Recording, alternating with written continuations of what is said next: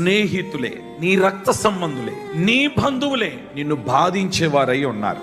ఎవరు నిన్ను నమ్ముకున్నావో, ఎవరు నిన్ను అధికముగా ప్రేమించున్నావో, ఎవరిని నా వారు అని నీవు అనుకున్నావో వారే నీకు వ్యతిరేకంగా మాట్లాడినారు. కానీ ఒక్కటి గుర్తుపెట్టుకో, వాళ్ళు ఎన్ని పనులు చేసుకుంటూ పోయినా నీలో ఉన్న నీతి న్యాయములను బట్టి ఆ వ్యతిరేకతలు ఏది కూడా నీ మీద పని చెయ్యకుండా నా దేవుని హస్తము నిన్ను భద్రపరచునుగాక. మనుషులు కాదు నీ నీతి న్యాయములు చూడవలసింది. ఎవరు చూడాలి? దేవుడు చూడాలి. పగ తీర్చుకొనుట మన పని. శత్రువుని ద్వేషించమన్నాడా, ప్రేమించమన్నాడా? వాడిని ద్వేషించి గాని పక్కన పెడితే వాడు ఇంకా నీకు కీడు చేస్తూ ముళ్ళుగానే ఉంటాడు. వాడిని ప్రేమించి నీ పక్కనే పెట్టుకుంటే వాడు నేను వదిలేసి ఎక్కడికి పోడు.